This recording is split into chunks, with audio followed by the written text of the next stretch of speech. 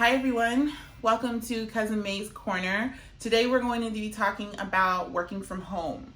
That's something that right now a lot of us are doing for either the first time or you've been doing it for a while or maybe just on and off. So I'm going to be going through some tips to help with keeping your sanity while you're working from home. So I worked from home from the beginning of my career. So I graduated around 21 years old and I started my first job. So from 21 to about 30, I was working from home primarily, like predominantly. I went into an office maybe once a quarter to check in with my team and have team meetings, but I was working from home. I was making my own schedule. I had a company car. I was meeting with clients and I would come home and have to write reports. For that time period of my life, and did I mention I was living in South Florida? So it was a quick learning curve to realize that you gotta work. It's not fun and fun and games, and you can't just go to the beach. You gotta get your work done. My very first time working from home, I was in a one-bedroom apartment, and I had my laptop set up on my dining table. That was not the best, not for long. That's step number one. Find a space that you can really make your own. If you don't have a separate room in your house that you can close the door and make that your office, then fine, put a desk somewhere, but make sure that while you're working, that is your space and that space is cleared out for just your work stuff, because that's so important. I had my stuff in my dining table, and I would eat next to my laptop, and I would just feel like I could pop on at any time and do work. I would work all the time.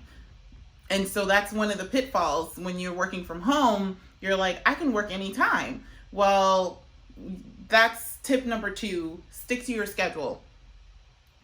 Stick to the same schedule that you would have if you were going into work. So that includes waking up in the morning around the same time. Well, now that you're working from home, maybe you can sleep in just a little bit, but at the same time, make sure that when you get up, you don't just go straight to your laptop, because that's pitfall there, because your brain's not ready to work. Your brain isn't in that process of now it's time to work because I just woke up. You need to make sure that you go through your morning routine, whether it's taking a few minutes just to meditate, just to, say a prayer, go through your hygiene routine, brush your teeth, wash your face. If you put on makeup in the morning, sometimes that might help. Put your makeup on, get ready, and get some breakfast too. Get something to eat.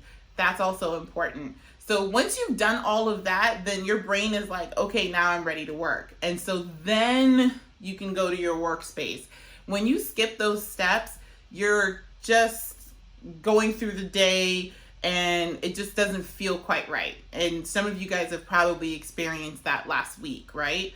So I would suggest, even if you don't do your full morning routine, just do some of it so that your brain makes that transition between you getting up and you going to work. Another tip would be to make sure that where you are working has some sort of natural light or is at least bright. That could be from a safety standpoint too. If it's hard to read, if you're squinting at your laptop, if it's dark in that area, that could be a problem. So you want to make sure there's just some light in the space that you're using to work. Get a lamp, take a lamp from somewhere else in your house, bring it to that area, just brighten up the space. Make it easier for you to see your screen, and it's going to make it not so much where you want to go take a nap because you're at home and it's cozy lighting. Something else to keep in mind when you're working from home is that you need to take breaks. Make sure you take breaks. When you start to work and you just sit there that whole time and you're working and you're working and you're working and you don't take breaks, that's not healthy. So take a 10-minute break, but make sure that's a break. Make sure you're coming back. So if you take that break, Don't let it be a break that goes into doing laundry. Oh, let me do the dishes. Oh, there's a show I wanted to watch. Oh, I'm gonna do this Netflix real quick, because that's not a break. That's just you're off.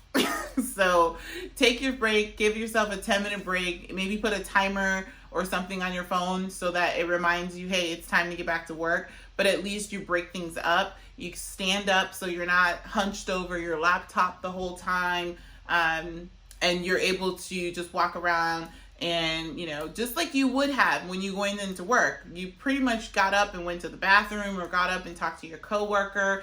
And I mean, now those coworkers aren't coming over and talking to you, right? Your break could be calling other people that you work with. That is a great way to stay connected. When we work from home, we might feel alone or isolated, and it's important to make sure that you stay connected with your team, stay connected with your friends from work, people that you would go and talk to during the day. It's okay to give them a call and say hi and check in and see how they're doing. That helps you stay connected so you don't feel so isolated, which is, I think, something that we are all going to have to deal with, especially when we're staying home during this time. So make sure you take a break. Just as you're working in the office, when you work from home, stop and take lunch. Eat lunch. Don't just work through lunch so that you can be done earlier or something like that. You need that fuel to keep you concentrated on what's going on. Right now, we can all eat lunch at home. So hopefully you're saving money eating at home instead of having to go out to buy something to eat. But make sure you stop and take lunch. That's super important. Have breakfast before you start your day. Stop for lunch and stop in time for you to be able to have dinner and family time at the end of the evening, so it doesn't just all flow into one. Stay connected with your coworkers. Call them. A lot of workplaces have different ways of being connected, maybe through video chat. So you might have Zoom or video or WebEx or Jabber or anything like that, Slack. If you are able to do a video chat with your coworker, I mean, obviously make sure that everything from the neck, from chest up with your webcam is presentable. But call each other and see each other and chat and talk to each other. That's so important. Just continuing to be connected to your teammates. When I worked from home, my coworkers and I would call each other all the time. We were either out in the field or we would have days in the office, and it's never a bad idea to just give someone a quick call, see how they're doing, chit chat a little bit, and then get back to work. So it breaks up the day. Also, if you're on conference calls, please mute your phones. Mute. That's a big deal because nobody wants to hear everything. If you're not talking and you're on there and you're working from home, put it on mute. You never know if your kid's gonna walk by singing a song, or if the dog's gonna bark, or anything like that. And I'm sure we are all driving each other nuts with all these background noises.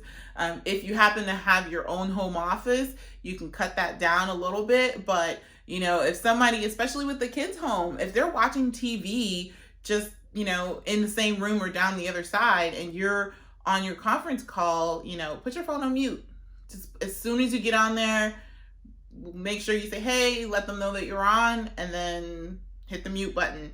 And if somebody asks you a question, then you can unmute, answer, and go back on mute. So I'm sure this is a public service announcement for everyone that's on any sort of conference call anywhere.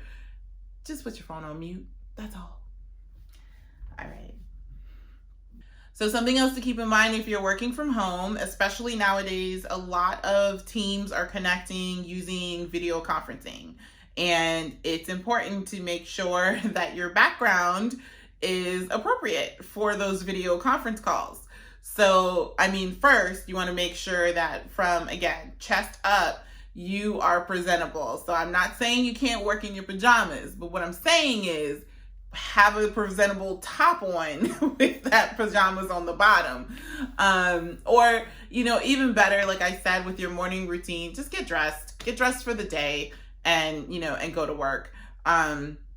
You don't have to put on, a whole suit, but maybe put on something that if you happen to be able to hop on a conference call with video conferencing, that it would be fine. So, for example, I wear a lot of t-shirts now that I'm home, working from home. And if I'm on a video conference call, it's not that bad, especially right now. But before, all of this staying from home and working from home, I would usually have a work top on, just so that, again, I'll have my jeans on, I'll have a work top on, and it's not an issue. So make sure that you are ready in the event of any sort of video conference call, or you can always do the webcam. My webcam isn't working. I can't figure it out. It's closed. But that's why it's not working. Something else, again, like I said, make sure that your background is good. So, for a while, I'm in my home office right now, and this was my wedding central, and I had tons of stuff everywhere.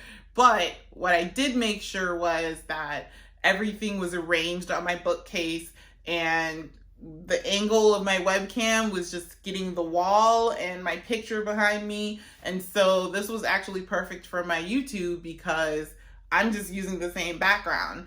I've cleaned up the room, but still, it is good to make sure that you just test your webcam, look in your background, see what's behind you, so that you're not caught in a meeting with everybody staring at whatever behind you and you not knowing about it. What else? You keep your boundaries when it comes to working and being at home. So if it's family time and it's time to talk to your spouse, talk to your kids, hang out with them, and you're done with work, then be done with work. Shut down your laptop. Don't just leave it on so that you can get back on, anytime you want, or you can hop on later tonight or anything like that. Let your home time be your home time, and let your work time be your work time. This is for all the other people in your life, because now everybody kind of understands that most people are working from home. But if you work from home, you know that other people don't think you are working. So they will call and they will distract you. And this doesn't go to where you're connecting with your coworkers who are also working from home. This is where people in your house don't think that you really are doing anything, and they come in and they just interrupt and they ask you questions, and they are constantly interrupting you when you are trying to get things done. So it's important to make sure that everyone in your household understands when your working time is, where you will be working, and that you need your space and concentration. So take the time to communicate that to everybody so that they understand. I know that might be more difficult with kids, because especially now they're like, why are you home? But they themselves are used to the structure of being in school. So make sure to let them know what time it is that you're going to be home. And when you are going on a break, you can say, dad's on a break now, or mom's on a break. And that way they know that it's okay to engage with you, and let them know I'm going back to work, so that you keep those boundaries with work and home.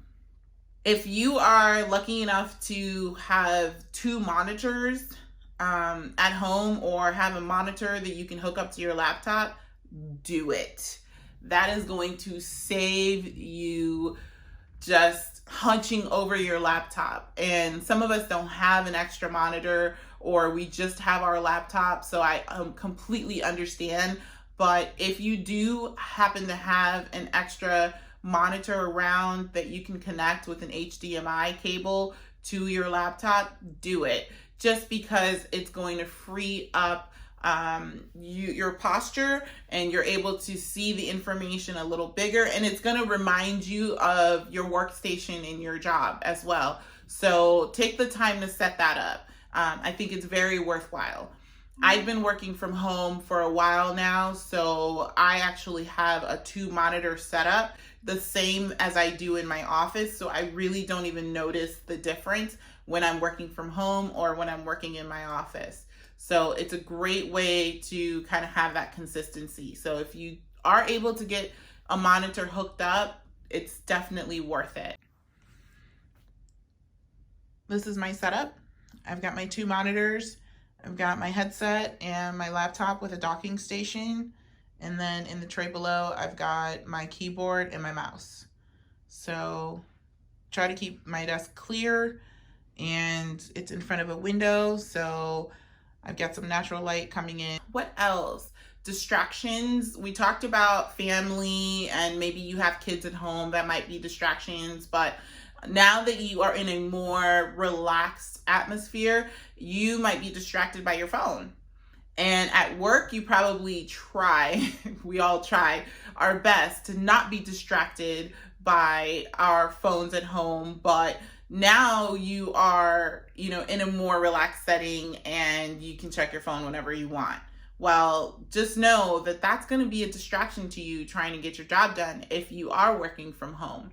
So if you have your phone on silent, I like to put my phone on do not disturb during the day if I'm working, so that I don't get disturbed. And at the same time, if your phone's not dinging, it's not kind of prepping you to check what's going on Facebook, or check what's going on your Instagram or any of your social media. So take the time to put your phone on do not disturb. You can set it for a certain time frame, just so that it's not buzzing and getting your attention. You can even put your phone far away from you, or leave your phone in another room. I know, wow, leave my phone in another room, but you can do that to minimize the distraction if you really think that you're going to be checking your phone a lot.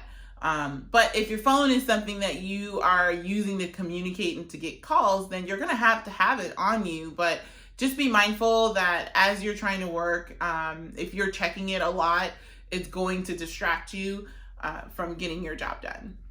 Something else I would suggest when working from home is know when it's quitting time, okay? So now that you work from home, we talked about not going on a break that lasts for the rest of the day, or on a 4-hour lunch break.